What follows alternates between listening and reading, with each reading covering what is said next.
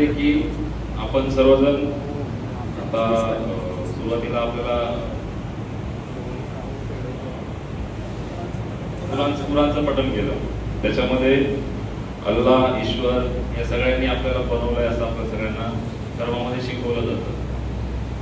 कुराणमध्ये तर म्हटलंय की अशरफुल मुलाकात, म्हणजे माणूस हा सर्वोत्तम निर्मिती आहे अल्लाची, दी बेस्ट. म्हणजे इतर जे प्राणी मात्र आहेत, इतर जे सजीव आहेत, त्यांच्यामधला माणूस हा सर्वोत्तम निर्मिती अल्लाची निर्मिती आहे.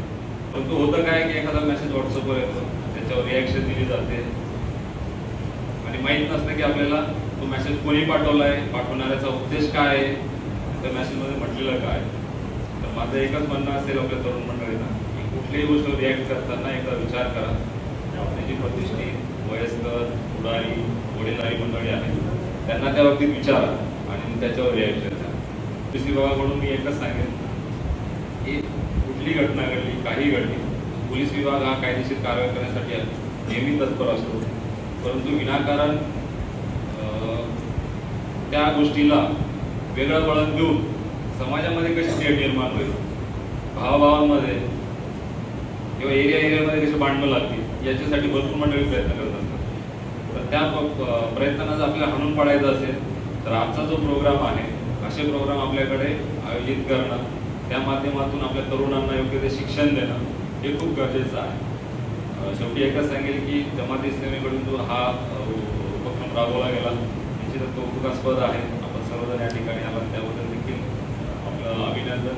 आणि भविष्यात ज्यावेळेला आपल्याला वेळ असेल त्यावेळेला आम्ही अजून जास्त वेळ देऊ आणि एक चांगला प्रोग्राम आपण आयोजित करूया. काय बाबा असं काही घडलं आहे का, असा कोणताही आपण विचार न करता आपण सरळ रिॲक्ट करायला चालू करतो आणि त्याला आपण फॉरवर्ड करतो.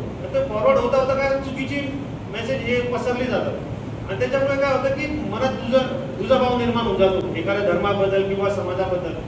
हा सगळ्यात मोठा इश्यू असल्यामुळे ना थोडं धर्मांमध्ये थोडंसं मनमुटाव किंवा तेढ निर्माण झाल्याचं आपल्याला दिसून येतं.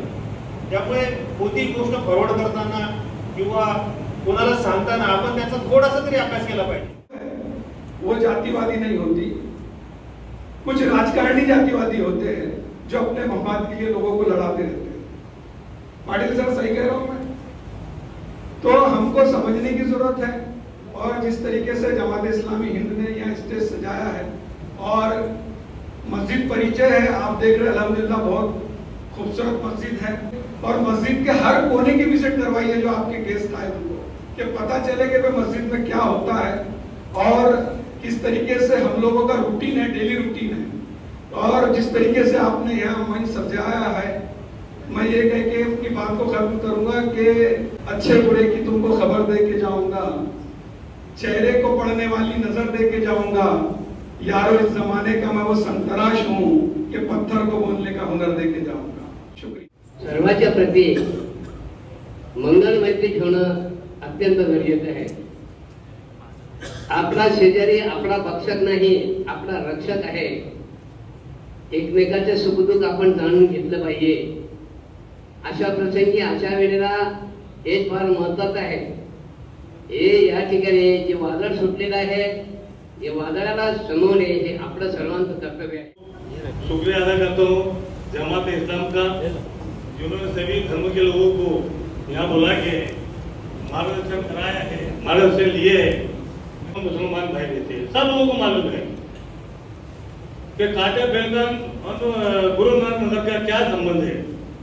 यहाँ लोग अगर हमको कितना भी लड़ा के गए होंगे, उनके बाद हम एक हो गए होंगे. आज लड़ा के चले गए, हम सब एक हो गए. तो मेरी आपसे एक ही विनती है कि भाई जो आज कांटा फैल के लोगों ने रखे हैं, दोनों भाइयों का, हिंदू भाइयों का भी और मुसलमान भाइयों का ईद मिलन, ऐसे हर तरफ होटल में होना. क्योंकि कोई भी अच्छी शुरुआत ये हमेशा कांटा फैल से और सेलिब्रेट से होती है. कि बहुत बड़ी बात है कि सभी समाज के लोग मस्जिद में आके बैठे, करीम भाई तो बोले कि भाई एक एक कोबरा तपास दो. अरे करीम भाई कोबरे की साफ सफाई तो अभी करते क्या 12 किलो आते हैं क्या? ये जिस मस्जिद में आप बैठे, ये मस्जिद नूर इसका नाम है.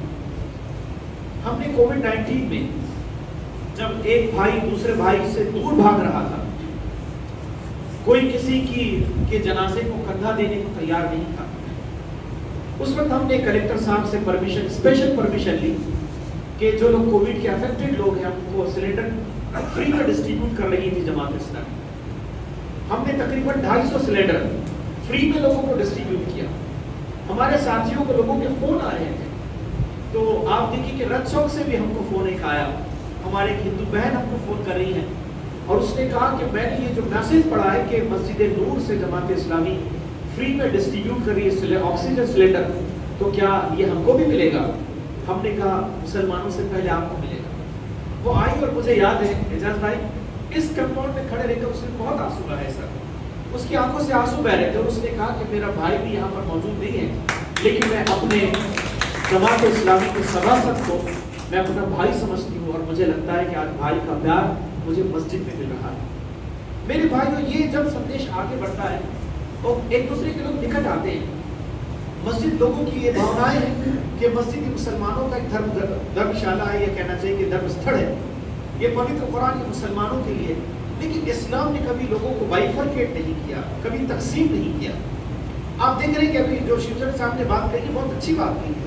उन्होंने कहा एक ऐसा आदमी आज मस्जिद में खड़े रहकर प्रवचन दे रहा है, ये इंसाफ मैं समझता हूँ सिर्फ इस्लाम और ये इस्लाम समाज को हमने देना। आणि तो शेवटी भारतीयच। या देशामध्ये काही अशा प्रवृत्ती आहेत आणि त्या मोजक्या अशा आहेत की या मोजक्या प्रवृत्तींनी माणसामध्ये भेद निर्माण करण्याचा प्रयत्न केला। गुलजार साहेबांचा शेर मला या ठिकाणी असा आठवतो कि आंखें तालाब नहीं फिर भी भर आती है, आंखें तालाब नहीं फिर भी भर आती है, दिल कांच नहीं फिर भी टूट जाता है, दिल कांच नहीं फिर भी टूट जाता है, और आदमी मौसम नहीं फिर भी बदल जाता है। शिवचरण भैया इथे आहेत। एक तळागाळातला माणूस राज्यकर्त्यांच्या खुर्चीवर बसला तर तो काय करू शकतो हे शिवचरण भैयांच्या माध्यमातून मला लक्षात आहे। प्रत्येक आज इथं आपल्याला येतोय मिलनाच्या कार्यक्रमाच्या माध्यमाने की सर्व धर्मीय बांधव इथं आहेत, मिलनाचा कार्यक्रम आहे आणि पैगंबर साहेबांनी खूप स्ट्रिक्ट वॉर्निंग दिली आपल्या कार्यकर्त्यांनाही त्यांच्या माध्यमाने अखिल मानव जातीला की खबरदार ऐका की दोन भावंडांना जोडण्याऐवजी जो कोणी त्यांच्यामध्ये वाद लावून दे, द्वेष पसरवी, आग लावायचं काम करी, त्याचं हे दुष्कृत्य एवढं नीच आहे, एवढं नीच आहे की ज्याच्यामुळं ज्याच्या फलस्वरूप त्याच्या साऱ्या सत्कृत्यांवर पाणी फिरलं जाईल। न उसकी नमाज बचेगी, ना रोजा, ना हज, न ज़कात, सारी इबादतें पानी में जाएगी अगर काम जोड़ने का नहीं तोड़ने का करता है। ये तो मस्जिद यहाँ इंसान बनता है, बिगड़ा हुआ इंसान बनता है।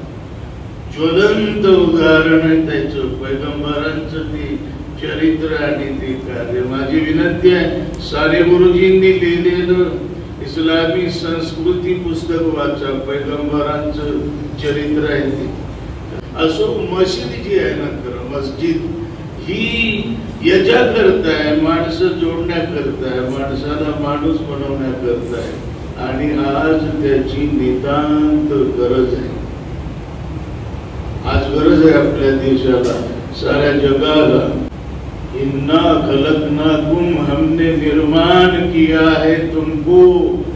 देख अल्लाहला निर्मिक म्हणून संबोधतो, निर्मिक, क्रिएटर।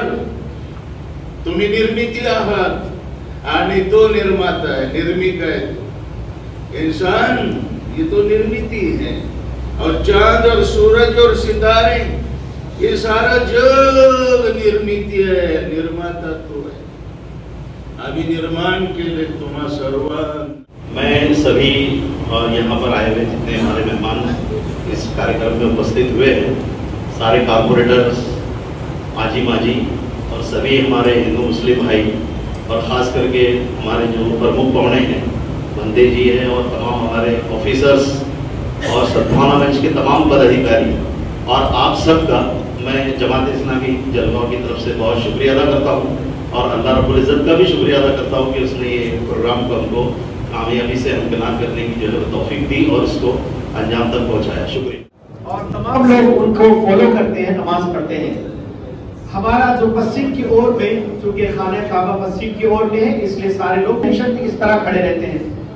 यहाँ पर इमाम साहब खड़े होंगे, इसे मेंबर कहा जाता है। जितने प्रवचन दिए जाते हैं, जैसे फ्राइडे का प्रवचन है, ईद दिए जाते हैं, 5 मुद्दों पर दिए जाते हैं।